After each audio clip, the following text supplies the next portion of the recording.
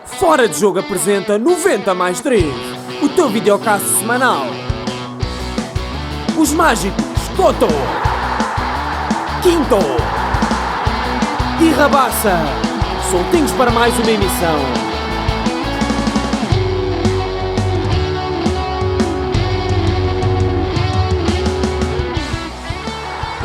Mais 3.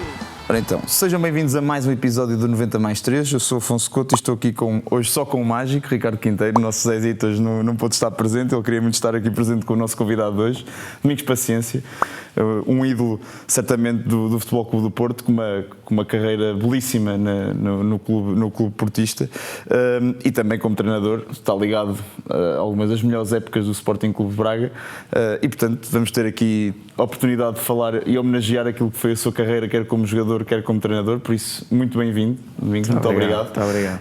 Antes de começarmos, o Ricardo faz sempre uma pequena homenagem e uma pequena apresentação dos nossos convidados, espero que goste. Vamos a isso. Em primeiro lugar, dizer que é um prazer enorme tê-lo aqui connosco, é um privilégio, tenho muita estima por si. Domingos Paciência, filho de pai brasileiro, o Cas brasileiro, que era pintor, e de mãe portuguesa, que era conserveira, nasceu em casa, em Leça, num bairro perto da Petrogal, conhecido como o bairro dos pobres. É o mais novo de 7 irmãos, começou a jogar à bola com uma bola de plástico, porque ainda não havia dinheiro para as de couro, e começou a destacar-se, acredito eu, jogando futsal no Académica de Leça, antes de chegar ao Porto. Com 300 escudos comprou as primeiras botas, enganando a sua mãe porque o dinheiro era para umas sapatilhas, mas o mister foi comprar umas botas. O senhor Jorge Vieira foi quem o descobriu, creio eu, num torneio e trouxe-o para o Porto, onde chega com 13 anos, ficando a viver no centro de estágios. Mais tarde, nos jogos de reservas, começa a destacar-se, faz o primeiro contrato profissional, compra o seu primeiro carro no Mundo Alto e abriu-se a porta da equipa A. Estreia-se no Porto num pelado, em Moura, ainda em 87, ao lado do seu ídolo de infância, Frasco. Bobby Robson foi um dos treinadores que mais marcou, por privilegiar o golo e o ataque, não fosse o Domingos um excelente ponta de lança. O colega que o mais impressionou tecnicamente, acho que foi o Madger. Domingos, enquanto júnior, apanhava a boleia de João Pinto, depois mais tarde, apanhava perto do Hotel Nave, depois muito mais tarde ficou seu colega de quarto durante vários anos. Numa dessas noites, inclusive, o Mister chegou a ser apanhado pelo João Pinto num episódio de sonambulismo enquanto jogava cega na casa de banho. Infelizmente falhou a foto do plantel de 87-88 por estar a tirar a carta de condução, portanto acredito que seja uma das mágoas que tem não estar nessa foto. A sua forma de festejar era inconfundível, os seus golos foram inesquecíveis e foi ídolo de uma geração inteira, inclusive do atual presidente do Futebol Clube do Porto, André Vilas Boas. Tem uma estátua no Museu do Porto.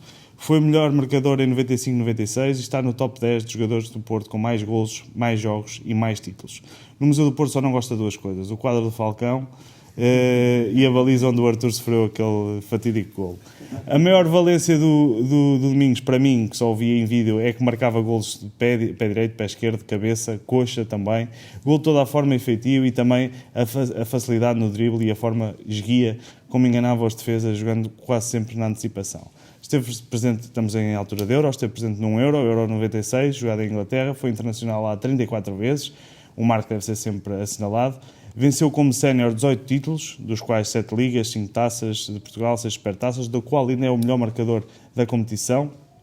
Diz que decidiu ser treinador só depois de 3 anos como adjunto de Lodival, na equipa B do Porto. Como treinador, todos sabemos o percurso, passou pelo Leiria, onde fez um muito honrado 7º lugar. Na Académica, creio que teve lutado pela Europa também até a última jornada. Sporting, Depor, Turquia, Vitória, Apoel, Belenenses, sempre com um futebol positivo e com feitos assinaláveis. Um deles, mais que não seja, lançou Éder na equipa principal da Académica. Do ponto de vista pessoal, amigo de Vítor Baía desde os 18 anos, confessa que foram meio que empresários um do outro, porque se ajudavam mutuamente, e segundo o nosso amigo Rui Miguel Tovar, até fizeram uma lua de mel a 4, creio. É verdade. Outro amigo do futebol é José Mourinho, passaram por bons momentos no Porto, em Tenerife, quando ele estava como adjunto do Barça. Foi muito importante em 2 momentos, um pessoal e outro profissional. Pessoal quando recebeu a sua família em Londres, quando o Gonçalo precisou de tratar de um problema cardiológico, e profissional na última jornada do Campeonato 9-10, que o Sporting Braga só perde esse campeonato na última jornada. A primeira chamada que recebeu, creio eu, à saída da Madeira foi de José Mourinho. na Choupana, creio eu. Outras curiosidades, quando foi pai de Gonçalo estava na pré-época do Porto e recebeu a primeira imagem do Gonçalo a preto e branco, por fax, mas hoje já estamos aqui na presença de um triavô. Já fez os caminhos de Santiago, adora caminhar, gosta de jogar pádel, gosta de ler, ainda que deixa alguns livros a meio. Em mês de Santos, e está aí quase a chegar, adora o São João, gosta de cantar, sobretudo Paulo Gonzo, Martinho da Vila. O Bar de Lessa já foi aqui várias vezes referenciado, aqui no 90+3, por amigos nossos, como o Chainho e Jorge Andrade. Apaixonado por vinho, está ligado ao turismo rural, atualmente tem inclusive uma produção, e a sua marca Eutímia. Ter jogado em Wembley, San Siro, Maracanã e Bernabéu afirma que é um dos maiores orgulhos que o futebol lhe proporcionou. E por nós também é sem dúvida um orgulho e uma honra que o Domingos, esta noite, joga aqui no 90+3. Muito obrigado. Senhoras e senhores, Domingos, paciência. Obrigado. Muito obrigado por estar aqui connosco e começamos pelo início da carreira. Eu pedi-lhe já para contar aqui a história. Temos só que os abraços aí que para sim, nos mandar. já não esquecia disto. Temos Mas aqui sim, arrancamos com isto. dois Arrancamos primeiro com isto. Sim, dois sim. ilustres que me Temos mandaram aqui um abraço. dois amigos que lhe mandaram aqui um abraço. Aqui. Não pode ser. Essa. Domingos, paciência, um grande abraço, amigo. Eu sei que estás aí a fazer uma grande entrevista e é sempre fácil falar de ti, pá. A dizer que eu gosto muito de ti, fomos colegas e trabalhamos juntos, tu como treinador principal, para mim foi sempre um prazer. E dizer, pá, gosto mesmo muito de ti, tu sabes disto, e a tua história é fantástica. É um jogador dos melhores que apareceu, tecnicamente fantástico, doidor acima de tudo, pá, com uma capacidade de grande drible de finalização. Beijinho grande a tua linda família que eu gosto muito. Domingo, grande abraço, campeão, é? Juntos, é? Sempre juntos, é? Olhar para a frente, que atrás tem gente. Um grande abraço, Domingo. E o outro abraço. Grande cheio. Também estou Grande grande cheio. É isso aí. Ora então, cá estamos nós a responder no direto do Lisboa, aqui da minha casa, e estou aqui a ler o prefácio do José Mourinho e é o livro já na segunda edição, o livro de Domingos Paciência. Foi um prazer enorme fazer o livro, um prazer enorme receber o convite e depois passar uma semana inteira na Madeira, no Funchal, a ouvir histórias dos anos 80, dos anos 90, tantos nomes conhecidos que passaram pelas nossas conversas, porque são nomes intemporais, muitos deles, e foi das semanas mais divertidas pré-Covid. Depois meteu-se a pandemia, o livro atrasou um pouco, mas a verdade é que acabou por sair e gosto muito do resultado do livro, porque é uma obra que fala da pessoa e não só do jogador que marcou, que fez, que foi capitão e que marcou golos de todo o feitio, livre direto, pé esquerdo, cabeça, pé direito. Ele, de facto, bem vista das coisas, era um jogador muito completo e a descrição dos golos na parte final do livro dá a entender mesmo isso. Mas o que interessa é reconhecer a riqueza da pessoa, da sua família, dos valores familiares, e isso foi o que mais me aproximou dos Domingos naquela semana, e daí que tenha optado por fazer um livro mais pessoal do que desportivo.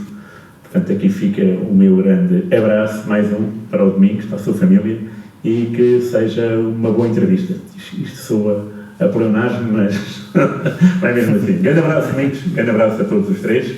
Façam aí o vosso trabalho. Os três não, mais, porque eu sei que há pessoas atrás da câmara a trabalhar para vocês. Ele não se esquece. Bom trabalho, boa entrevista e tudo bom. Obrigado, Rui. Grande Rui, É gente isso. muito boa, e eu já em tempos também conheci o pai dele, porque o pai dele, a voz é igual, a fisionomia também é igual ao pai. E é uma figura E histórica. é uma figura espetacular, mais gente muito boa. É isso, um abraço para o Cheinho, um abraço para o Rui, aqui nossos amigos 90+3. Hoje vamos ficar aqui com mais um Grande amigo, Cheio. esperamos que sim. Domingos, ia-lhe perguntar antes de me ter esquecido aqui desta parte muito importante, e era começar precisamente por uma história que eu achei muito interessante, que é sobre o que marcou a sua transição de júnior para sénior, porque nos júniores tinha 3 pontas de lança à sua frente, era um plantel muito extenso, até de certa forma estava a perder ali um bocadinho digamos assim, a esperança. E portanto é num jogo dos Júniores B, da equipa B dos Júniores, que o Rodolfo Reis aposta em si. Conte-me nessa história e como é que foi depois dar o salto para a equipa A e essa transição. Eu costumo contar esta história e também com a intenção de servir de exemplo a muitos jovens que procuram ser jogadores de futebol e querem realizar o seu sonho. E esta história tem um pouco de tudo, de persistência, de sacrifício, de acreditar, isto porquê? Porque eu quando cheguei ao Porto eu era muito franzino e eu tinha 13 anos e o Costa Soares dizia-me vou ter que te engordar e o Vítor Bahia ao meu lado disse-lhe a ele vou ter que te puxar as orelhas e perguntou ao Vítor Bahia se o pai dele era grande. A mim perguntou se o meu pai era forte, era curto, mas não era. A verdade é que eu era muito franzino. E tive grandes dificuldades em jogar, quer nos iniciados, quer nos juvenis, e quer mesmo a passagem de juvenis para júnior foi muito difícil. Esteve em causa a minha continuidade no Porto, muito por causa disso, por eu ser muito franzino, pelo treinador realmente gostar de mim, que foi o Costa Soares, que me treinou nos iniciados e nos juvenis, e ele acreditar em mim e fez uma pressão muito grande e um relatório, não mandem o Domingos embora, o Domingos é um jogador importante, é preciso fazer um investimento nele em termos de trabalho físico e tal. E a verdade é que eu subi aos Júniores e era o treinador Rodolfo Reis e na altura havia 35 jogadores e eu andava ali e não jogava nem nos treinos conjunto. O Rodolfo Reis fazia muitos treinos conjunto e eu não jogava. E há uma situação que acaba por ser marcante, que é o Paulo Fernandes, que era um guarda-redes do Cartacho, teve um problema familiar e teve que vir cá em baixo a casa e não havia só havia um guarda-redes, não havia mais guarda-redes nenhum, e o Rodolfo Reis queria fazer um treino de conjunto. E então chegou ao balneário e perguntou, pessoal, a situação é esta, eu gostava de fazer um treino de conjunto, não tenho guarda-redes, porque o Paulo foi lá em baixo e precisava de um guarda-redes. E aqueles que tinham subido comigo dos juvenis para os júniores começaram todos a olhar para mim, a apontar para mim. E eu vi logo, eles estão a mandar para a baliza. Porquê? Porque naquelas brincadeiras, às vezes nos treinos, eu ia para a baliza e eu defendia bem. E então, se calhar por isso é que também ajudou muito a conhecer os guarda-redes e tal, e os golos apareceram. Isto é uma parte. Mas eu acabei por ir para a baliza, mas andei ali quinta, sexta, sábado a treinar como guarda-redes e não, sinceramente foi aí que eu comecei a pensar que seria muito difícil eu ficar ou ter um lugar na equipa de Júniores do Porto. Inclusive até falei com o Sr. Fernando Santos, que foi a pessoa que me levou ao Porto com 13 anos e disse, olha Fernando, eu não vou ficar aqui porque a guarda-redes isto é bater no fundo. Tem calma, acredita, também com alguma pressão do meu pai em casa, a dizer, atenção, que é preciso trabalhar, é preciso entrar dinheiro em casa, e a dar ali Deu-lhe mais um ano, não foi? E eu disse, mais um ano só, e se não der, pronto, eu deixo o futebol e vou trabalhar. E a verdade é que num fim de semana tudo muda, de um sábado para domingo tudo muda, que é, vamos a um jogo em Famalicão com a segunda equipa, que vão para lá 25 jogadores também, ele levou para lá tantos jogadores, e estávamos a perder para aí 3 a 4-0 e já nos últimos minutos todos já tinham entrado e o Rodolfo lá olha, Domingos vai aquecer, lá fui eu aquecer e tal, andei ali 10 minutos para jogar, olha, joga ali e tal, e eu esquece, ou é agora ou isto vai tudo por água abaixo. E então o que é que eu fiz? Como eu tecnicamente era evoluído e conseguia segurar muito a bola, peguei na bola, driblei, andei para trás, para a frente, tudo que me aparecia à frente era para driblar. E a verdade é que aquilo chamou a atenção do Rodolfo e ele chega no final do jogo, deu-nos uma ensoboadela, isto não pode ser, isto é o Porto e tal. Bem, com uma azia muito grande connosco e havia ali alguns jogadores que iam da equipa B para o outro dia fazer um jogo para o entroncamento, vinhamos ao entroncamento jogar e quando ele começa a dizer tu e o Domingos, e eu, opa, que é isto? Amanhã às 9 horas no estádio das Antas que temos que ir para o entroncamento. E eu cheguei lá, viagem e tal, ele vai dar a equipa e o entroncamento, o campo de entroncamento nunca mais me esqueço, tinha, antes o futebol não há bancada e aqueles campos têm uma inclinação, não é? Que é para as pessoas ver o jogo do pé, mas é inclinado para as pessoas. E então ele mete-nos ali todos sentados e começa a dar a equipa e Domingos a titular. Eu, porra, titular? Está qualquer coisa que não estava a ter certo. A verdade é que aquela coisa, vida dentro para fora, pumba, bola no ângulo, pumba, bola lá dentro, e ganhámos 3-0, marquei 2 golos. A partir daí ele começou a olhar para mim com outros olhos. E não haja dúvida que foi. Foi de sábado para domingo. Acho que é um bom exemplo daquilo que pode às vezes acontecer na vida de um jovem. E depois quando chega a esse grande Porto, ou seja, recém-campeão europeu, encontra um plantel com muitos homens fortes na frente. Estamos a falar de Fernando Gomes, Madjer, Juari, ou seja, muito, muito, muito forte. Como é que foi, faço-lhe já 2 perguntas numa, como é que foi adaptar-se também a esse plantel, treinado por Ivites, creio eu, e depois também o outro lado, o lado mais cómico, que é como é que eram as almoçaradas com Jaime Pacheco, André, Sousa, as histórias da 7-Up, essas coisas, mas é 2 em 1, um lado mais profissional e mais lúdico. Eu acabei por começar-me, como aconteceu isto neste fim de semana, havia jogos de reservas à quarta-feira da Associação de Futebol do Porto, então os que não jogavam ao domingo jogavam à quarta-feira contra o Ticense, contra o Rio Ave, equipas dali da Associação de Futebol do Porto, e aquilo, o campo de treinos sempre cheio, o campo número 1, e eu comecei a ir a esses jogos de reservas, e então havia o professor João Mota, que por acaso veio a saber que eu era irmão de um jogador que tinha sido treinado por ele, que era o BR, porque o João Mota tinha sido treinador do Foz. E então ele, chamaram-lhe e disseram, atenção que este miúdo é o irmão do BR, E ele começou a olhar para mim também com outros olhos. E a verdade é que eu comecei a jogar nas reservas, não foi por cunha, nada, é porque tinha mesmo talento, não foi pelo João Mota, e fiz ali jogos, fiz até um jogo contra o Aves, que uma coisa incrível, um terreno ilameado, que entrava até aqui a lama, e eu fiz um jogo único, magrinho, eu não conseguia enterrar o pé porque era muito levezinho. E a partir daí eu começo a integrar a equipa principal do Futebol Clube do Porto. Por essa razão e também pela razão de que houve muitos lesionados na época, em 87, com as lesões que é o ano dos campeões europeus, muitas lesões, o Gomes, Lima Pereira e pronto. E eu comecei a ser um dos jogadores para completar os treinos conjunto.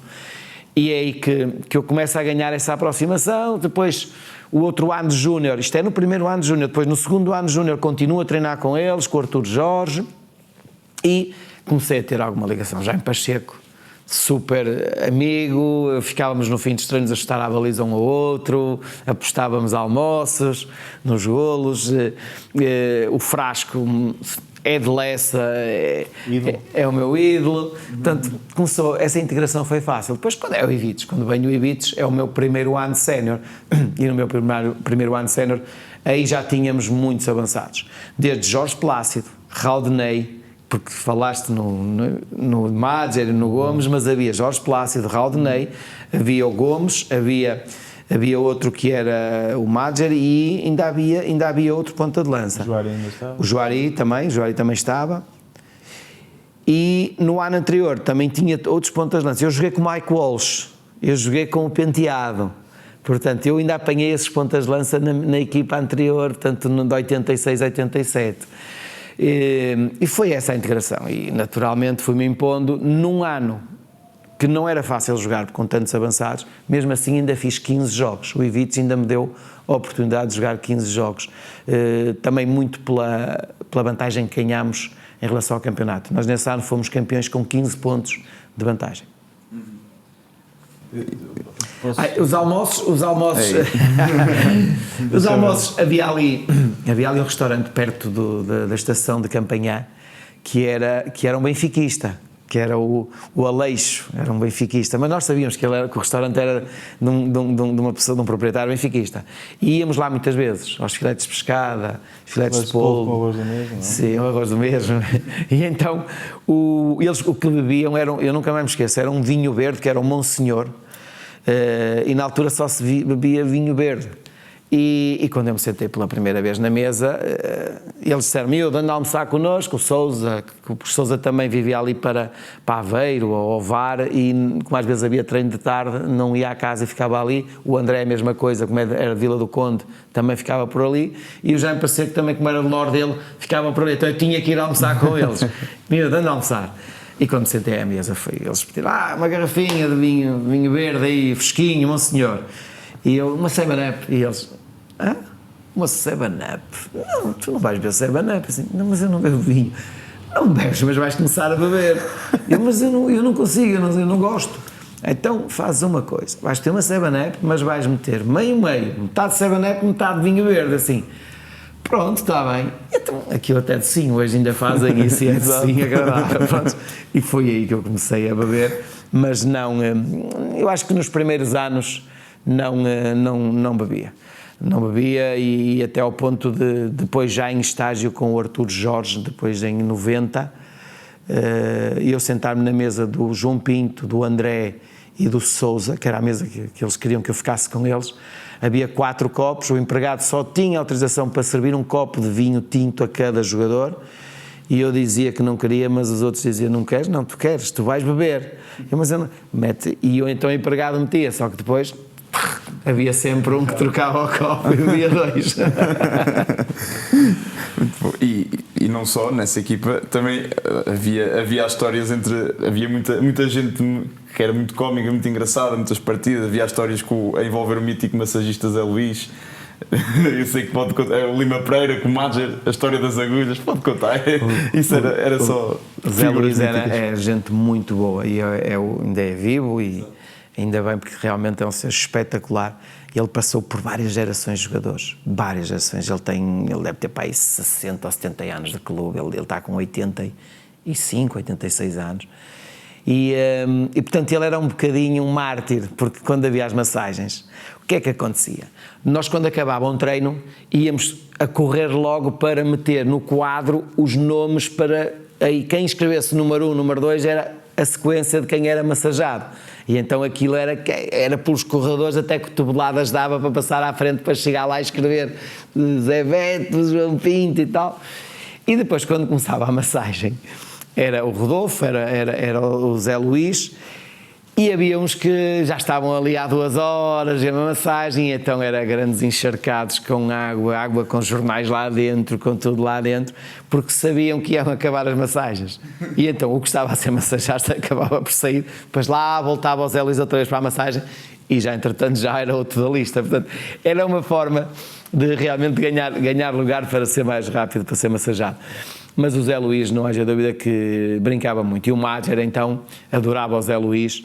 E às vezes o Madger estava a ser massajado, o Lima Pereira, a questão das agulhas, o Lima Pereira era muito mau com o Madger, porque era o melhor amigo dele.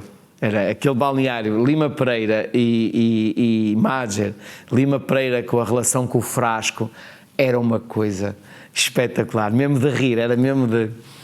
E então o Lima chegava lá, apanhava, espetava-lhe agulhas, e o Madger bloqueava completamente. Ali já não se mexia, né? Com uma agulha espetada no corpo, e ainda não havia acupuntura, se calhar, na altura. E então ele ficava paralisado. E lá ia alguém tirar as agulhas. Mas era brincadeiras, umas brincadeiras. O Lima também não sabia o que é que estava a fazer, né? Não era em partes do corpo, era numa nádega. E depois seguiu-se, creio que o Domingos tem pelo menos 2 épocas em que as 2 somadas faz mais de 40 golos com o Bobby Robson, um treinador que privilegiava muitíssimo o ataque. Gostava que nos falasse um pouco da relação que teve é considerado o gentleman do futebol, e trouxe com ele um rapaz que ainda hoje dá cartas, que é José Mourinho. Uma vez até creio que lhe abriu um sobrolho ou uma coisa desse género num treino. Portanto, gostava que contasse um pouco mais sobre a relação com estes 2 senhores. O Bobby Robson foi o treinador que nos marcou por um espírito aberto, um espírito diferente daquilo que são os treinadores. Na altura, muito rigorosos, os treinadores muito preocupados, sempre muito focados com o resultado, muito preocupados com a organização. O Bobby Robson dava-nos essa liberdade. Mesmo em treino, os treinos tinham alegria, tinham motivação, eram diversificados. Tu ias para o treino e não sabias o que é que ias fazer, mas o que ias fazer, ias ter prazer em fazer, porque ele mudava os exercícios, é evidente, sempre com um determinado objetivo. Agora, era um treinador que insistia na finalização e desfrutava. Às vezes ia para a bancada, punha a salada ao lado dos sócios ali, grande golo, ia festejar com eles. Ele fazia coisas, atirava-se para o chão, dizia ao Vítor Bahia que ele tinha que ir ao chão assim, e a gente olhava para ele assim, isto não é possível, não é possível. Não existe. Coisas. E depois tinha aquela parte fora do campo, que era, ele quando saía da zona dos balneários, havia um hall ali, estavam ali as mulheres todas dos jogadores à espera, ele punha-se assim a olhar para elas todas, a percorrê-las todas, a ver como é que elas estavam vestidas, muito bonitas, pegava, sacava, tinha uma planta, pegava em flores e ia oferecer às mulheres, ele era uma coisa. E depois, claro, a gente chegava à casa e as mulheres contavam, sabes o que é que o treinador fez hoje? Fez isto. Metia-se connosco no banho turco, no jacuzzi, estava ali, isso foi uma das coisas que eu também comecei a fazer com os meus jogadores. Eu ia para o jacuzzi com os meus jogadores, ia para os banhos turcos, estava lá no meio do balneário, porque também fui jogador e gostava de estar ali. Logo que não. É evidente que há sempre um ou outro que está um pouco mais chateado com o treinador porque não joga, mas mesmo esse ele sabia gerir muito bem. Sabia gerir. Eu acho que não havia nenhum jogador que não gostasse dele, porque era uma pessoa muito próxima e foi sempre uma pessoa e muito frontal. O Mourinho era um jovem na altura, era um miúdo, reverente, e via-se, nós ainda hoje, às vezes quando apanha um jogo, ele estava sempre atrás da baliza, ele saía a correr, a festejar, aquelas imagens de Manchester, ele era assim, já na altura, já se via assim, e não haja dúvida que o Mourinho cresceu muito e teve a felicidade e a competência para poder aproveitar muito daquilo que foi também o treino do Bobby Robson e o conhecimento que ele adquiriu e não haja dúvida que seguiu um percurso e é o que é hoje, muito também pela forma e pela personalidade que ele já tinha na altura. Mas ainda não magoou uma vez. Sim, mas isso ele entrava no jogo. E atenção que ele quando entrava nas peladinhas havia muita gente que o queria pegar. O João Pinto era um deles, o João Pinto se o pudesse apanhar, ele levantava-o. E porque o Mourinho também a jogar entrava duro, entrava com tudo, ele fechava os olhos. Nas peladas, quando entrava nas peladas, ele fechava os olhos. E então, quem o apanhasse também, quem? E às vezes havia ali, e na altura os carrinhos eram permitidos em jogo, portanto, nós treinávamos como jogávamos. Muito bem, falando um bocadinho daquilo que era também como avançado, era um avançado muito móvel, procurava muitas vezes o drible, surpreender os defesas, até para compensar um bocadinho a diferença física que tinha para os centrais que o rodeava, e por isso também conseguia ganhar muitas faltas. Isso era, ou seja, o Porto conseguiu, através dessa sua capacidade de ganhar muitas faltas, tinha grandes batedores, o Branco e o Geraldão. Isso era mesmo uma estratégia que utilizavam para potenciar, e depois os bons cabeceadores que também tinham? Era uma estratégia, e o Artur Jorge dizia-me e dava-me liberdade para isso, Domingos, vem buscar a bola, vai para cima deles, porque as faltas que eu sofria nunca era de jogo de costas, era de vir buscar o jogo e ir para cima 1 contra 1. E 1 contra 1, eu tinha um drible muito curto e conseguia, não é sacar faltas, é as faltas que eles me faziam, porque quando iam tocar na bola, já estava lá o meu pé e derrubavam. E portanto, ele dizia, mesmo à entrada da área, procura, vai para cima deles, vai ali, ganha faltas, dribla, não há problema nenhum. E então o que é que acontecia? Nesse ano, acabámos por ganhar esse ano porque tínhamos um bom batedor de longa distância, ou melhor, 2.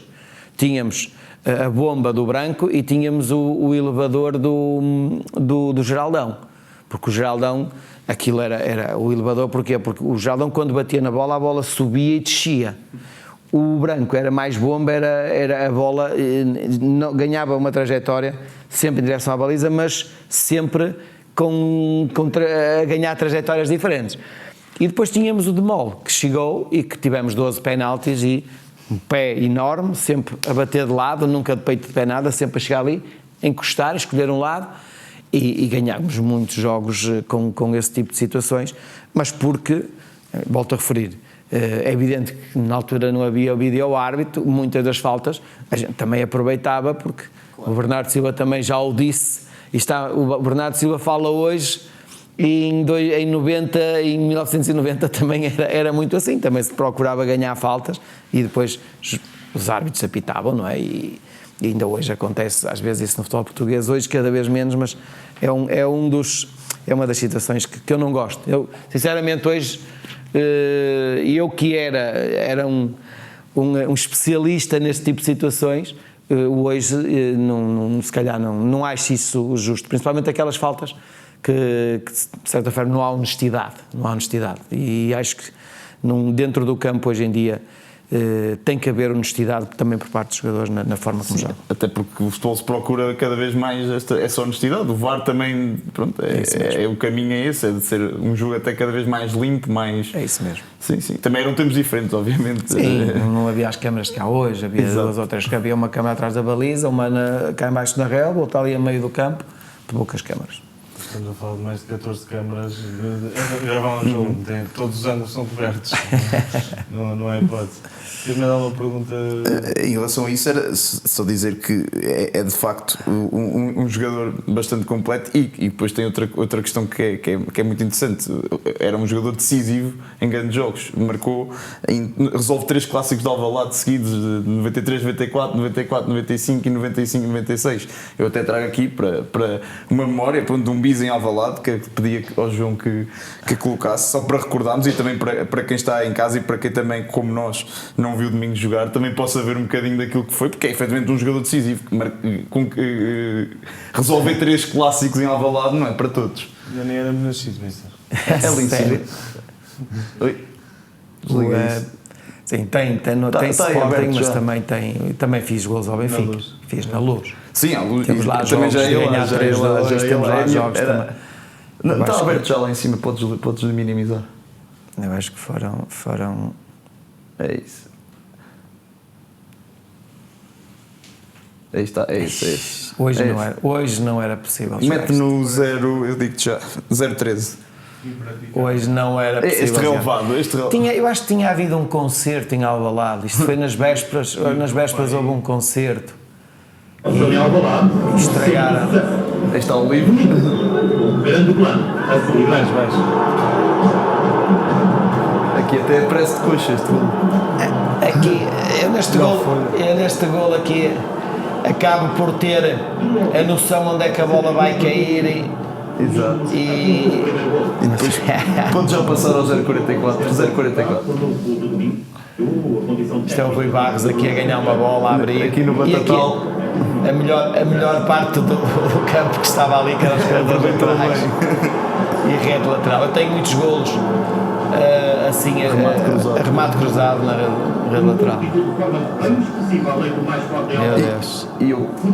E eu com isso até fazia a ponto depois para o Carlos Alberto Silva, que também é um treinador marcante e que inclusive tinha muita confiança em si. Inclusive há um jogo na Luz em que fica no banco e depois diz que vai resolver e depois acaba por fazer 2 assistências, não é? Portanto, E só um parênteses, que o mister corria mais porque ao fim dos treinos viu-o a correr na passadeira lá em cima e portanto esforçava-se ainda mais. Carlos Alberto Silva era uma excelente pessoa, muito humano, uma pessoa muito católica, muito ligada à igreja, mas ele era um homem zarrão e mesmo os mais velhos tinham medo dele, porque ele impunha-se, ele era alto, era imponente, mas não deixava de ter um coração muito grande. E houve uma fase ali que eu estava um bocadinho exagerado, estava a atravessar um mau momento e as coisas não saíam bem.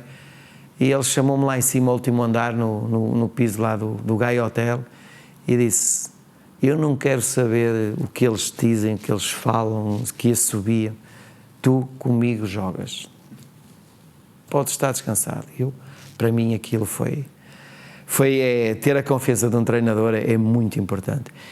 E ele acaba por ser muito importante naquela fase da época. E desculpa lá, e o que é que me estavas a falar em relação ao Carlos Alberto? Perguntaste-me mais alguma coisa? Era assim? eu falei daquele jogo do jogo do Benfica. Eu jogava muito, quer dizer, a entrar do banco, porque mesmo os treinadores sentiam, porque eu era um jogador que mexia com o jogo, porque sabiam o que eu ia fazer. Eu ia agitar um jogo, ou para a esquerda ou pela direita, e eles sabiam que eu ia pegar na bola, ia para cima, e usavam muito como arma secreta. Até uma história muito engraçada com o Ivites. O Drlovic veio do Gil Vicente e vem para um jogo do Boa Vista, que ali a meio da época, e o Ivites espera por mim na entrada da sala para falar comigo, para me dar uma justificação de que eu não ia jogar, e chama-me e diz-me: Domingos, tu hoje não vais jogar de início, porque eu a ti conheço-te bem, ao Drlovic eu não o conheço muito bem e, portanto, eu vou meter o Drlovic de início a jogar e depois, se as coisas não estiverem a correr bem, eu tiro o Drlovic e meto-te a ti e sei o que é que espero. E eu virei para ele e disse: mister, e se o Drlovic estiver a jogar bem? E ele ficou assim: não, com o italiano dele. Eu nisso eu era muito pragmático. Mas eles sabiam que eu, a entrar em jogo, tenho muitos jogos a entrar. Tenho muitos jogos, mesmo com o Artur Jorge e tudo, porque é aquilo que eu faço. Eu já cheguei a determinados clubes e com determinados jogadores e dizer assim: tu não tens concorrência neste plantel. Tu és um jogador que eu gosto, que eu quero, e tu não tens concorrência neste plantel. Eu disse: mas mister, eu não jogo. Por isso mesmo, por não jogares, é aquele jogador que em termos estratégicos para mim é fundamental, que eu sei que quando o jogo já está a determinado momento que eu vou-te pôr sempre a jogar. Eu disse isto ao Mateus do Braga, estou-me a lembrar agora de um deles, e o Mateus dizia: mas porquê é que eu não jogo? Tu jogas e és tu que mexes com o jogo. Se nós estivermos a perder, eu preciso de ti para entrar para mexer com aquilo, velocidade, mobilidade. Se o adversário fizer um golo, eu vou-te meter no mesmo. Sabes porquê? Porque o adversário, quando sofre um golo, vai querer vir à procura do 1-1. E é quando eu te vou meter e tu vais começar a dar profundidade à equipa e vais ganhar espaço nas costas deles. Portanto, tu vais entrar sempre. E ele ficava assim a olhar para mim. E era um bocadinho que acontecia comigo também como jogador. Era o que os treinadores faziam um bocadinho comigo. Antes de irmos à carreira de treinador, que é sem dúvida algo que queremos abordar, ainda temos aqui algumas perguntas como jogador, porque o Míster, na altura, o avançado Domingos Paciência, teve muitos anos no Porto, por um ano que não vence uma Taça dos Campeões Europeus, depois por 2 que também não integra aquela campanha de José Mourinho que ganha a Taça UEFA e a Liga dos Campeões, mas não obstante fez umas meias finais com o Barcelona, uns quartos de final, creio eu, para a Taça das Taças com a Sampdoria, e mais importante que isso, o Míster foi capitão do Porto vários anos. Herdou uma braçadeira pesada, creio eu, de João Pinto, número 2, eterno. E eu queria lhe perguntar um pouco, porque fala-se muitas vezes, e agora com a saída do presidente Jorge Pinto Costa, falou-se muitas vezes de mística, e eu queria perceber um bocado também, junto de um capitão do Porto, que mística era essa, e se puder partilhar alguma história também que a exemplifique, gostávamos muito de ouvir. Olha, antes de mais dizer-te o seguinte, eu sucedi como capitão ao João Pinto, e o João Pinto foi capitão do Porto durante muitos anos. É uma herança pesada. É uma herança muito pesada. E eu um dia até tive uma atitude que me marcou, e ele a partir desse momento também, eu nunca contei isto, e eu senti-me mal na altura, e ele depois usou sempre isso contra mim. Mas sempre nos demos bem. Eu fui colega de quarto do João Pinto, sempre, desde sempre. Desde que o Sousa saiu do Futebol Clube do Porto, passei eu a ser o colega de quarto do João Pinto, em todo lado, no Porto e na seleção, sempre. E foi essa amizade e essa aproximação que também, de certa forma, que ajudou a que eu pudesse um dia ser capitão do Porto. Porquê? Porque o João Pinto começou a deixar de jogar, começou a aparecer o secretário, e então ele a jogar menos, e o mais velho era eu desse plantel. E eu um dia, já como capitão, disse: João, tens que ir lá, porque isto, ser capitão não é só tirar a moeda ao ar. E aquilo matou-me a mim e matou-lhe a ele. Aquilo que ele disse. E depois houve alturas que era preciso negociar prémios, e diz: olha, vais lá tu, porque eu sou capitão para mandar a moeda ao ar. E eu fiquei com isso, mas ao mesmo tempo, o capitão do Porto é mesmo isso. O capitão do Porto é olhar pelos interesses da equipa, é ser um exemplo dentro da equipa, é jogar quando realmente, se calhar não estamos a 100%, não estamos nas melhores condições, e com pequenas mazelas, pequenos problemas, como o João Pinto fez, jogar com o dedo partido. Eu cheguei a jogar, um sábado de manhã, o João Pinto teve uma entrada comigo, que ele mete-me um pitão aqui no joelho, e eu vi o osso e não conseguia mexer o joelho. Eu disse: pronto, já fui, amanhã já não jogo. E eu viro para o Rodolfo, e o Rodolfo: eu não consigo mexer a perna. Ele: tem calma, isso ainda é o primeiro impacto. Suturou-me, Voltaren para tirar a dor, e no outro dia a jogo, contra o Farense, marquei 3 golos, fiz um hat-trick, é dos poucos hat-tricks, não sei se terei 2 ou 3 hat-tricks, mas é isto é um exemplo daquilo que nós passamos sempre a quem está ou passávamos, quem estava naquela geração. acho que se aproveitou muito daquilo que foi a formação do Porto, a forma como nós crescemos. O Porto criava e teve essa preocupação de criar um jogador à imagem com uma identidade, agressivo, competitivo, com uma vontade enorme de querer ganhar e que para isso fazia tudo. E era essa a imagem. A mística é essencialmente isso. Depois o convívio, a aproximação, todos portugueses, muitos portugueses, poucos estrangeiros, com todo o respeito e sempre sou a favor que os estrangeiros com qualidade devem vir para o futebol português, mas poucos brasileiros, sempre bem integrados. E foi sempre essa nossa preocupação. Portanto, os convívios de almoço e tudo, o Presidente chegava a uma altura em que perguntava como é que é, as coisas não estão bem, isto não há almoço esta semana, não fazem almoço, portanto, o próprio Presidente. E isso ajudou, de certa forma, a construir muitos laços e fora do futebol, Nós também dávamos muito bem fora do futebol.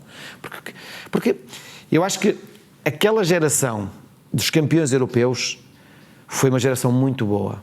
Porque, no fundo, é o auge do clube, é o campeão europeu, é o ano de 87. E é um Porto que, na década de 80, passa de um clube, de certa forma, regional para um clube com uma projeção mundial. É aí que o Porto realmente faz a diferença.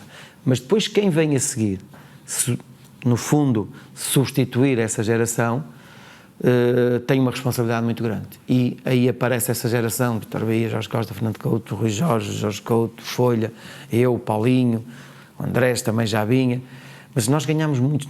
Eu em 10 anos, de 87 a 97, eu ganho 7 campeonatos e mais taças. Portanto, a hegemonia do Futebol Clube do Porto é nesse período e com essa geração, com os jogadores da formação.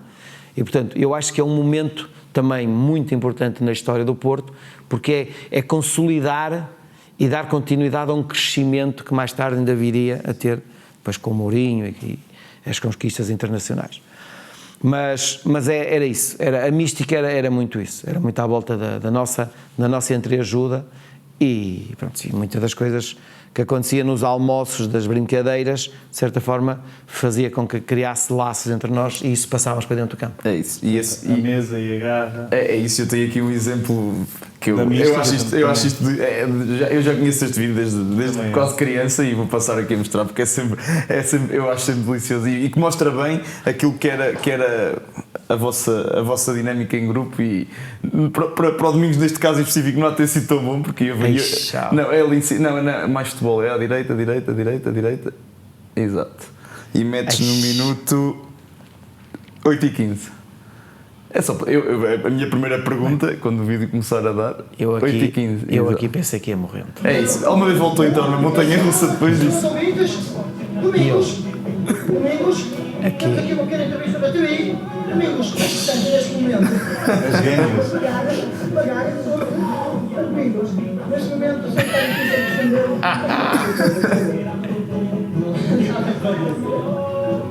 Mas diga qualquer coisa, por favor.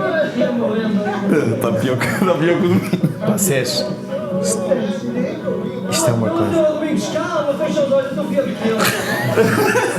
Mete 9 e 12 agora, só para acabar. 9 e 12. Só para. Que também é incrível. Esta união de grupo. É incrível.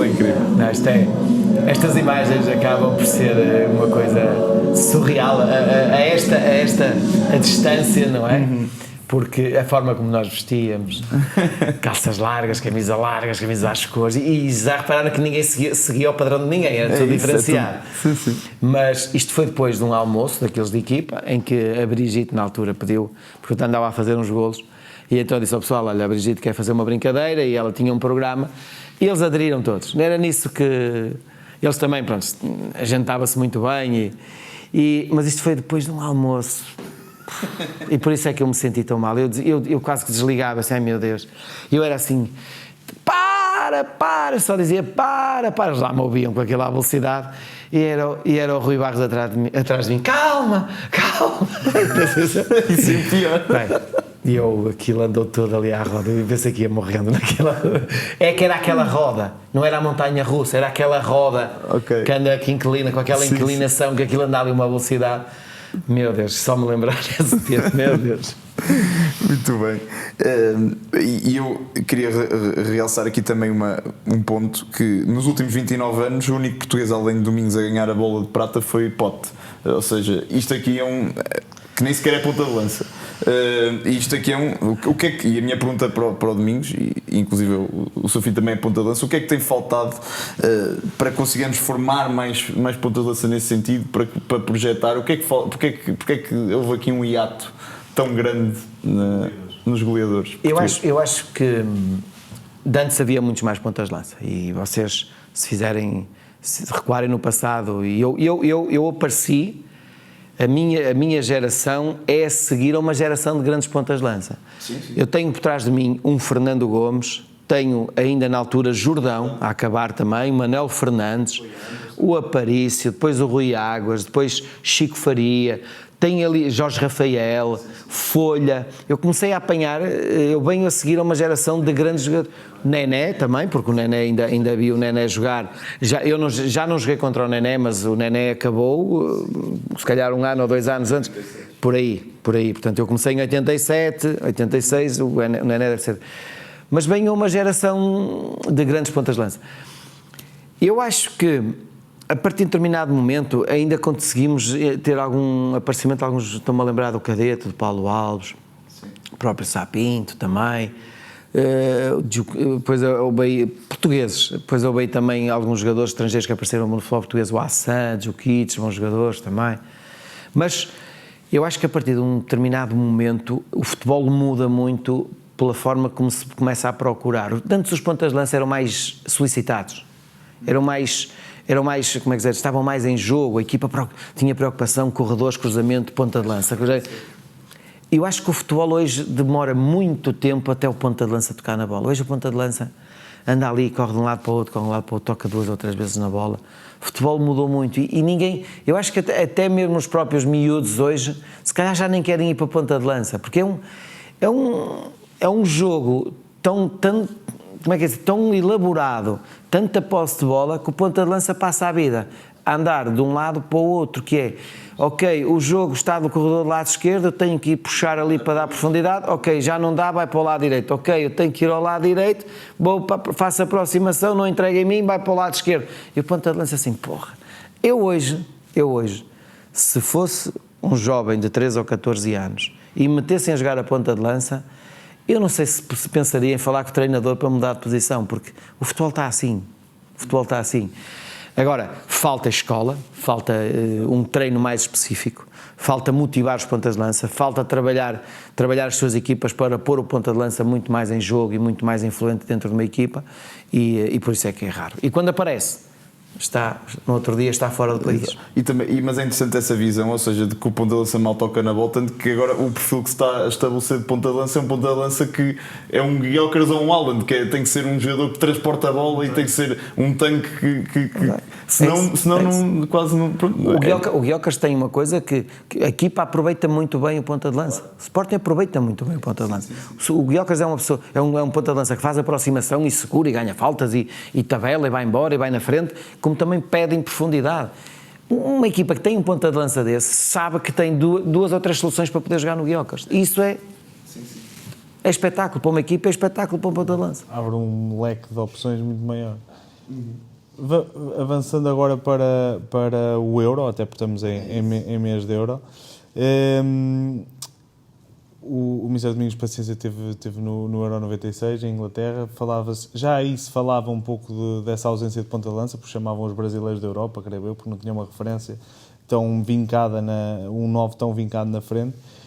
Eu queria que nos falasse desse Euro, onde o Ministério esteve, e até de uma história que acho que está na biografia do Rui, sobre um número 15, que apesar do Domingos estar muito a jogar com o número 15, era o melhor marcador esse ano do campeonato. Sim. E portanto exigia-se que usasse a camisa 9, e houve ali uma birra que não permitiu que usasse. Se pudesse contar isso, se quiser, obviamente. Não tem problemas nenhums, porque já o contei e não há problema nenhum. Em relação ao europeu, eu tinha sido o melhor marcador da fase de qualificação antes do europeu.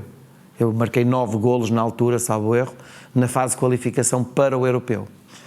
E então, o que acontece? No campeonato tive um pequeno problema muscular e deram-nos uns dias de férias, estive no Algarve e o António Oliveira ficou com algumas dúvidas até que ponto é que eu estaria em condições de ir ao Europeu. Mandou o Joaquim Oliveira ter comigo ao Algarve, perguntar-me como é que eu estava, eu disse, estou-me a sentir bem, não, estou bem e tal. Cheguei ao Estádio Nacional, fiz lá uns testes, umas corridas e estava bem. Pronto, não estava 100%, mas sentia ali uma impressãozita, mas sentia que estava a ficar bem. E foi essa, porque eu, naturalmente, se não tivesse qualquer tipo de problema, seria o ponta de lança da seleção. Seria o ponta de lança da seleção no Europeu. E o Oliveira fez-me essa gestão, ir entrando, vendo, até que no último jogo com a República Checa, meteu-me logo houve um jogo que me meteu na parte final e depois no outro jogo meteu-me já mais 45 minutos. Foi essa gestão que ele fez. A questão do número 9. Eu era o número 9, quando jogava na seleção era o número 9 e fiz toda a fase de qualificação com o número 9. Só que a seleção tinha vários jogadores que jogavam com o 9, como jogavam com o 7.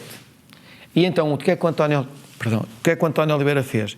Vocês lembram-se daquele fatídico acidente que aconteceu no Estádio Nacional, do Very Light?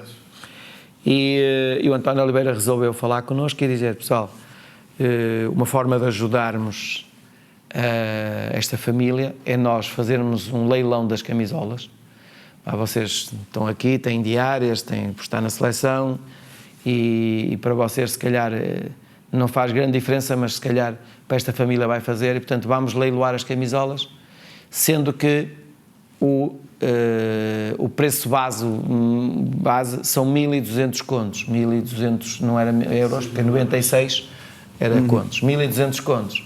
E então começava tudo, 1.200, outro 1.300, 1.400, foi muito giro, esse leilão na sala foi muito giro. Você está, 1.500, depois apareceu lá atrás, 1.600, assim, olha-me este, vai-me roubar a camisola.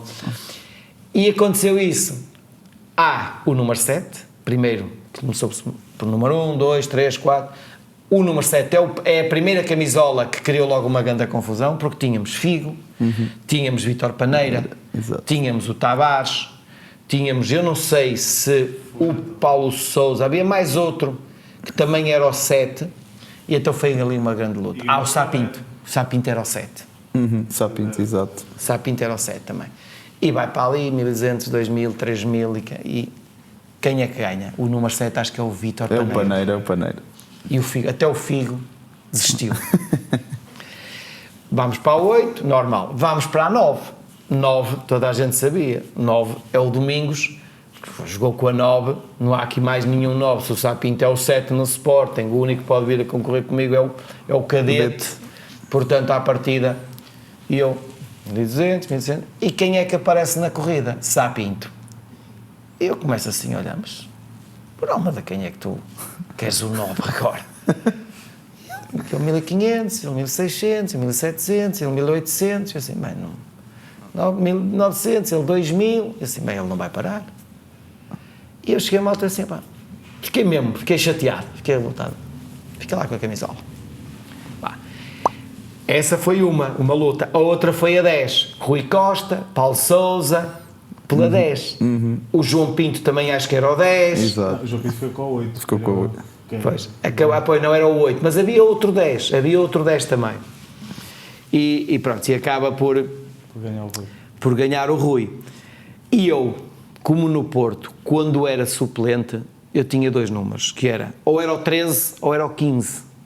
Tudo quanto era equipamento, porque nós temos um número de cacifo, temos um número de cesto, temos o número apontado nos calções, antes punham o número nos calções bordado, que era para ser os nossos calções. Eu era o 13 nos calções e às vezes metia a camisola, dizia para o banco era o 15, se às vezes havia um defesa que queria ser o 13, eu cedia, mas era o 13 ou o 15. São números que ainda hoje, qualquer jogos que os números das minhas camisolas, são os números que eu jogo em jogos de Euromilhões e essas coisas, quando jogo é nisso. Nunca saiu nada, mas pronto, talvez um dia. E então, eu acabo por escolher o 15 por essa razão, pronto, já larguei. Falar e aproveito para dar esta, o 13, essa camisola 13 foi muito falada nos últimos 2 meses, não é? Como é que se sente ter visto o André Vilas-Boas a envergar a camisola do seu ídolo Domingos Paciência no momento da vitória da presidência? É evidente que sinto orgulho quando um jovem, na altura, ele era um jovem, mas hoje ele assumir isso e tudo o que aconteceu na vida dele, para mim também é com grande satisfação, porque no fundo ele admirava-me como jogador e acompanhava-me, e a vida dele também tem 2 momentos em que eu estou envolvido, em que nos cruzámos e são importantes na vida dele. Primeiro é aquela abordagem que ele já contou que faz ao Bobby Robson, e o Bobby Robson abriu-lhe a porta. Eu estou nessa conversa que o ajuda, no fundo, de certa forma, a que o Bobby Robson olhe para ele de outra forma e o ajude. E depois, mais tarde, vimos-nos a encontrar, ironia do destino, numa final europeia que eu nunca quis que fosse com o Flóculo do Porto, nem nunca quis que fosse contra o André, porque achei que o Braga fez uma grande campanha e depois de ter eliminado um Liverpool, um Dinamo de Kiev, um Benfica, se calhar uma equipa estrangeira seria melhor, porque o Porto era muito forte e o Porto ganhava 4, 5. Nesse ano o Porto deu-nos 5 no estádio do Dragão. A frente era demolidora. Era demolidora e o Porto tinha uma super equipa, por isso é que eu na altura não queria que fosse o Porto, mas ironia do destino, aquilo que eu não consegui como jogador, como treinador, deram uma possibilidade, tive a oportunidade de jogar uma final. Já agora, falemos dela, até porque já é bastante tarde, falemos dessa final como momento épico, todos nós já nos lembramos, já lá estávamos. Olha, foi a melhor e a experiência mais rica que eu tive como treinador, porque permitiu-me ganhar a experiência internacional. Numa altura em que foi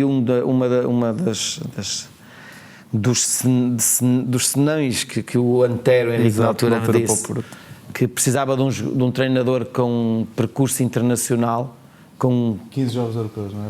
E nós fizemos 19. Eu no ano a seguir, porque eu perguntei, confrontei, aproveitei que tinha saído nos jornais e sim, falei ao Antero e disse, olha, encontrei numa loja de roupa e perguntei-lhe, é verdade isto que está a acontecer nos jornais, há algum interesse? Ele disse, não, nós queremos investir num treinador que tenha percurso internacional e tal.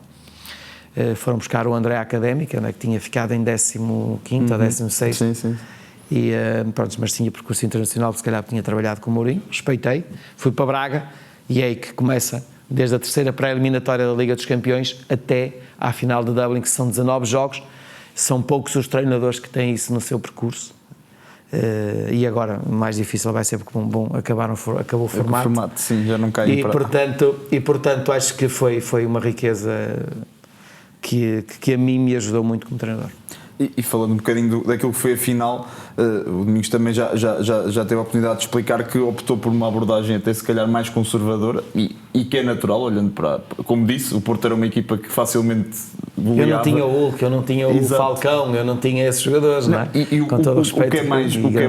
O que é mais fatídico, por assim dizer, é que o golo é ali à beira do intervalo, que é sempre para um treinador e para a estratégia de um treinador, se for um golo... Fiz 2 substituições ao intervalo. É isso. E a estratégia era mesmo essa. Primeira parte, condicionar ao máximo o Futebol Clube do Porto, retirar confiança, mais preocupação em defender e retirar-lhes a bola e anular tudo quanto era a força do Futebol Clube do Porto, e na segunda parte apostar para ganhar o jogo. E quando acontece o golo, aí tudo muda. E a verdade é que nós entramos logo na segunda parte e o Mossoró tem uma boa oportunidade em que o Elton acaba por defender a bola num 1 contra 1 e é um lance que marca o jogo. Não houve muitas grandes oportunidades, foi um jogo mais pragmático da minha parte contra uma super equipa, que não podemos esquecer que essa equipa vem de 3, 4 anos a jogar com o Jesualdo Ferreira. Sim, e a ganhar. Já vinha estruturado. Muito estruturado. E por isso é que eu disse, o Porto que estava no campeonato a ganhar aos 3, aos 4, e depois com um Hulk que fazia a diferença numa equipa. Quando João Ferreira teve Hulk, ganhou, quando não teve, não ganhou, questão do túnel. O André, quando teve Hulk, também ganhou, e o Hulk vai para onde vai. E é decidido. É decidido. É um Ronaldo não diria, o Ronaldo é noutro nível, foi noutro É nível. o segundo jogador com mais gols de pé esquerdo no século XXI, não é? Exato, Seguir sim, seguir Messi. tivemos a preparar isso, sim, é o segundo. Não, é daqueles jogadores, marca uma era do futebol português, e como o Falcão, porque o Falcão é muito interessante, porque ele não sendo um avançado muito alto, também era um exímio cabeceador. Havia algum tipo de estratégia para tentar. Exato, com o Mr. Domingos. O Falcão não era muito alto, mas tinha um poder de elevação e um tempo de elevação, timing de elevação. Sim, aquela vez até cabeceava à meia altura, ele vinha a voar e cabeceava. Ponta de lança baixinho, não era muito alto, mas era uma agilidade. Esse género de ponta de lança, para mim, encaixa sempre perfeitamente nas minhas equipas. E outra pergunta, e voltando ao ano anterior, porque o segundo lugar também é histórico, é uma luta praticamente até ao final, com aquela que foi, lá está, uma das melhores equipas do Benfica no século XXI. Como é que da parte, e pegando agora na perspectiva mais não tática, mas mais de gestão de emocional, como é que geriu um balneário perante uma equipa que está acima das expectativas? Ou seja, o Braga andou acima daquilo que seria talvez a expectativa para a época, não é? Portanto, estar a lutar pelo título até ao final não era algo que os jogadores esperassem, talvez, no início da época, isto assim. Muito trabalho psicológico. Eu lembro-me na altura que nós criámos um puzzle em que cada peça desse puzzle era uma jornada e metíamos lá a equipa, e que nesta equipa o objetivo é construir este puzzle e vamos colocar aqui o máximo de 3 pontos aqui. E a gente lá ainda ia pondo umas pecinhas e a equipa acreditou. E depois tinha jogadores muito, como é que dizer, que queriam uma vontade muito grande de ganhar. Moisés contagiava a equipa, o próprio Vandinho contagiava a equipa, o próprio Eduardo era um capitão que se impunha, e depois a criatividade dos Mossorós, dos Alés, do Paulo César, dos Mateus, do Guiana, do Luís Aguiar, e depois os laterais que eu tive a felicidade de os treinar e fazer com que eles dessem sempre um salto para cima. Estou-me a lembrar do João do Sporting, João Pereira, Silvio, Miguel Garcia, Filipe Oliveira, O Elderson também depois o Evaldo. Todos os meus laterais foram vendidos no meu ano. Em 2 anos eu consegui fazer com que eles fossem para clubes melhores e não sei se o Filipe Oliveira, em fim de contrato, é que foi para a Itália, mas o Miguel Garcia também acabou por ir para fora. Agora o João Pereira foi comprado pelo Sporting, o Evaldo foi comprado pelo Sporting, o Silvio foi comprado pelo Atlético de Madrid. Sim. E prova o que é isso? Prova, ninguém comprou um lateral por ele defender muito bem.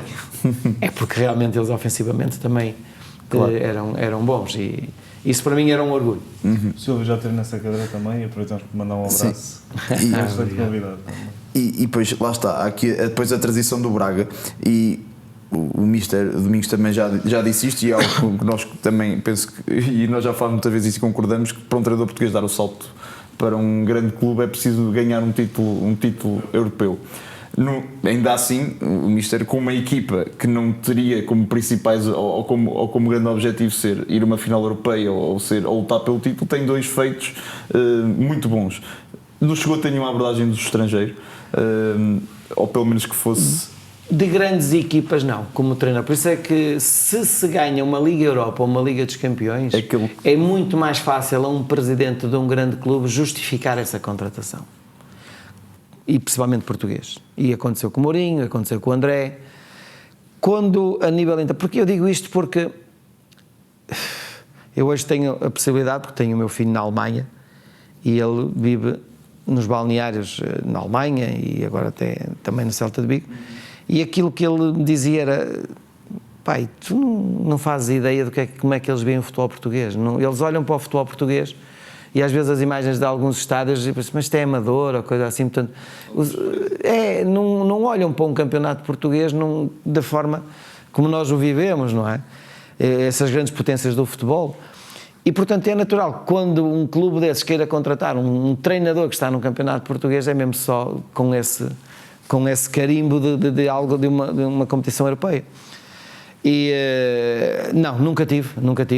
É verdade que no momento que vou à final da Liga Europa poderia ter aparecido, mas eu também comecei a assumir um projeto por um convite, e vocês viram, vim para o Sporting, numa fase em que o Sporting vivia momentos conturbados e não era fácil para qualquer E treinador. estavam os degraus abaixo dos dois grandes. E era um projeto para 2 anos. E era um projeto para 2 anos, e morreu isto muito tão cedo pouco, e estava-se a fazer uma grande equipa, aí alguma inexperiência, isso eu senti, ele também, o próprio assumia, que era o presidente, o Godinho Lopes, mas foram 2 anos também, foi um ano, praticamente quase um ano, foi desde junho até fevereiro, março, quando saí de Sporting.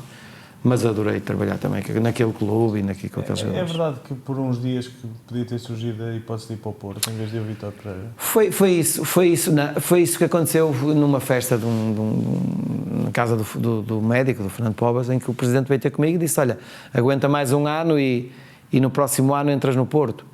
E eu disse ao presidente: mas se tivesse que ter entrado já era o ano passado. Eu em Braga não posso ficar porque eu não vou conseguir fazer melhor do que isto e estou sujeito a meia dúzia de jogos e ter o meu lugar em risco. Eu acho que em Braga ficou tudo tão bom que é melhor sair. E passado uma semana o André sai e pronto, e depois já eu tinha dado a minha palavra ao Sporting. Mas acho que esse trabalho, e para também fechar aqui este tema do Sporting, também já não estamos com muito tempo, são contratados 15, 16 jogadores. E eu acho que o que aconteceu com o Domingos no Sporting é um bocado um reflexo daquilo que acontece infelizmente muito no futebol português, que era um projeto para 2 anos, há uma grande mudança no plantel, é muito difícil um bom treinador conseguir, com jogadores novos, com a sua ideia de jogo, colocar tudo a funcionar em poucos meses. Isto é um bocado o reflexo, não é? Não houve paciência, neste caso, para deixar que as coisas chegassem, porque havia qualidade, é o que diz. Elias, Scars, Van Volswinkel, de Capel, Insua, Elias, exato, jogadores Elias. Internacionais. Exato. O Oniu, o americano, que também fez gol. Sim. Realmente houve uma aposta de mudança e tudo estava a correr bem. Não começámos bem, com um empate ou uma derrota, com o Olhanense em casa. Depois tivemos um jogo que o árbitros recusaram-se a fazer o Sporting em Aveiro, teve que vir um árbitro da bancada. Vejam lá o que aconteceu comigo no Sporting. Isto, se contado hoje, as pessoas não acreditam. Quem começou hoje a admirar o futebol, o Sporting teve que vir um árbitro da bancada, é verdade. E depois acaba por ir com uma pressão muito grande para um jogo de Passos Ferreira. E aí é quando aparece o Elias e nós conseguimos fazer ali uma série de jogos a jogar muito e a jogar bem e uma pressão em Alvalade, uma pressão alta muito bem feita pelos jogadores. Mas o momento que marca é quando nós vamos jogar ao Benfica, nós estamos ali taco a taco e depois... Já no outro dia, títulos de jornais, se o Sporting ganhar é campeão, está à 8ª jornada, ou à 9ª jornada. Eu disse: como é que é possível? As pessoas de lá dentro a dizer isso, não é? Eu disse: como é que é possível? Isto não pode ser esta mensagem. Isto é para 2 anos, não é para este ano. Este ano é para fazer uma equipa e para o ano estamos. E a verdade é que perdemos o jogo, perdemos 1-0 na altura, salvo erro, e acabou por começarmos a perder ali alguma confiança. E as coisas não estavam a correr mal. Eu consegui pôr o Sporting em fevereiro, estava na final da Taça de Portugal. Eu não tenho uma Taça de Portugal como treinador porque me tiraram da taça, tiraram-me antes de terminar a época, que também é uma tristeza para mim. E foi o Sá Pinto que vai disputar essa final e perde com a Académica. Nunca mais me esqueço. Não quis ver esse jogo, fui fazer a meia maratona do Alto Douro, lá em cima na régua. Se podem a jogar, eu a correr 22,5 km. Podemos assumir que Sá Pinto e Domingos não se ligam muito bem. É porque acaba por estar, ninguém gosta às vezes de ser substituído e às vezes há coisas que... É normal, dói. Foi uma história que... Ainda agora o Sérgio Conceição viveu uma situação desse género com o Vítor Bruno, não é? Ninguém gosta, mas faz parte. Sim. Agora há que haver alguma honestidade e lisura nos processos. Muito bem. E eu, antes de passar a rubrica só, portanto, o Mister, desde o trabalho no Belenenses em 17, 18, que não treina, o que é que podemos esperar em relação ao futebol? Acha que vai haver espaço para voltar a treinar? Era algo que gostaria de fazer? Às vezes dá saudade. O bichinho aqui às vezes, e então quando me ponho a ver alguns treinos e alguns jogos dá-me vontade, assim, porra, porque é que não fazes isto, não estás a ver isto, porque é que... e aquela coisa de querer intervir, mas vou tentando, de certa forma, alimentando a minha vida de forma a esquecer um pouco isso, mas o meu futuro passa se calhar mais por dirigente, ligado a um cargo, porque eu quero estar no futebol, gosto de futebol.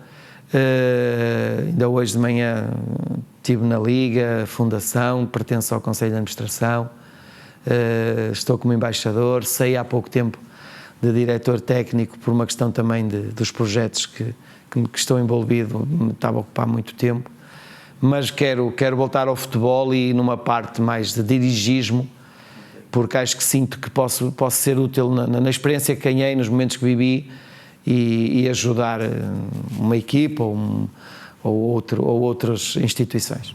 Muito bem, vamos então passar às nossas rubricas. Vamos então passar à lotaria do penalti. Lotaria do penalti. Vamos então à lotaria do penalti. Antes de mais, agradecer à Licor 35 por apadrinhar esta rúbrica. Aqui na lotaria do penalti fazemos sempre um jogo, e o jogo que eu lhe proponho é aqui, muito rapidamente, fazer portanto, um 11 dos jogadores que treinou. O melhor 11. Guarda-redes. Eu acho que guarda-redes, Começando por o Eduardo, seleção portuguesa, ali aquela fase muito forte, pico do apesar Eduardo. com todo o respeito que tenho por grandes guarda-redes que passaram pelas minhas mãos, e estou-me a lembrar do Rui Patrício, do próprio Arthur. Vocês não se lembram de um guarda-redes que é o Fernando Prace, que teve no Leiria, que foi jogou ainda muito no Brasil, no Fluminense, salvo erro, e ganhou vários anos de melhor guarda-redes. Tive bons guarda-redes, além de... não treinei o Vítor Bahia, mas acho que o Eduardo foi um guarda-redes também e peço desculpa se me estou a esquecer de algum que tenha assim... Aqui é mais... É o que vem à cabeça. É o que vem à cabeça. Ok. Exato, laterais. Lateral direito, acho que o Sílvio. Se não fossem as lesões, Sim, se não fossem lesões, já pé tivemos esquerdo, cá. pé direito, para dentro, vir para dentro, remates à entrada da área, bolas no ângulo. Sílvio. Esquerdo. Lateral esquerdo. O Insua, talvez o Insua de Sporting. Meio maluco da forma de jogar, mas era, jogava muito. Centrais. Moisés e o melhor Alberto Rodrigues. Exato. Naquela altura Sim. também muito forte. Médios. Vamos com três médios. Bandinho, um jogador que passou ao lado de uma carreira. Esse posso dizer que fez uma grande carreira no Braga, mas era jogador para clube grande. Ajudou muito a chegar à final. Sim. Sim. Era um líder também, né? Depois, no meio campo, Luís Aguiar. E Hugo Viana, dois jogadores que não são compatíveis, só pode jogar um, pelo facto de serem dois jogadores que veem o jogo muito à distância. Luís Aguiar acaba por ter uma característica melhor que o Hugo, que tinha na altura, que é o aspecto defensivo, muito mais recuperador de bolas, muito mais agressivo a defender, e por isso é que eu às vezes tomava essa decisão consoante o adversário. Mas o Luís Aguiar, pé esquerdo, pé direito. Mas Depois na frente. eu, Alain, de um lado, eu ponho a equipa de Braga porque foi aquela que marcou, E bem. mas temos um Elias ainda como terceiro médio. Adorei treinar o Elias, ali no 4-3-3 o Elias, com o Luís Aguiar. Depois do lado esquerdo, deixa-me lá ver agora, assim de momento, eu tinha o Paulo César no Braga, no Sporting tive o Capel. Eu acho que eu punha o Sogu do lado esquerdo. Sim. Da Académica. Da Académica, o Sogu. E na frente, Lima. Lima. Fera. Exato. Grande ponta de lança. Um jogador que foi médio, que chegou ao futebol português para o Vizela como médio, depois mais tarde acaba por ser ponta de lança. Mas lá está, é injusto porque tive um Mateus, como falei há pouco, tive um Bolspinkel também que chegou aqui e fez golos. É isso. Mas está aqui o 11. Vocês falaram num jogador que eu até brinquei com isso em alturas que o Luís Freitas Lobo assim muito pasmado para mim: foste tu que lançaste o Éder? Eu fui. O Éder. Foi, mas porquê? Epá, que ele falha golos. Mas olha, passado uns tempos diz, olha, Luís, fui eu que lancei o Éder. Campeão da Europa, o maior título que nós temos a nível nacional, foi ele que nos deu. Alguma coisa fiz de bem no futebol, ao menos isso. E fica aqui esta menção rosa para o Éder, não é? Que terá sempre um lugar no coração de todos os portugueses. Portanto, e aqui o Domingos com muita importância no seu lançamento. Mas pronto, vamos passar então à nossa última rúbrica, vamos passar às luvas do Ricardo. As luvas do Ricardo. Vai partidaça, ela tira, agarra Ricardo! Só falta marcar Portugal! Vamos então às luvas do Ricardo. Acabar aqui o episódio em beleza, agradecer às Tintas de Cobel por apadrinharem esta rúbrica. Nas luvas do Ricardo nós pedimos sempre, para acabar o episódio, com uma memória, uma ou duas historiazinhas pequenas, que, assim, engraçadas, marcantes.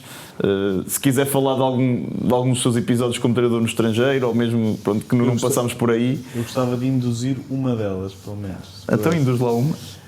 É a história do Ferrari. Ainda ontem falei nisso. Eu era muito chato para os treinadores. Eu, às vezes entrava um pouco em conflito eu acabo por ir à seleção. Na altura a alteração de selecionador passa do António Oliveira para Humberto Coelho. E é num jogo nos Açores contra Angola, salvo erro, ou Moçambique.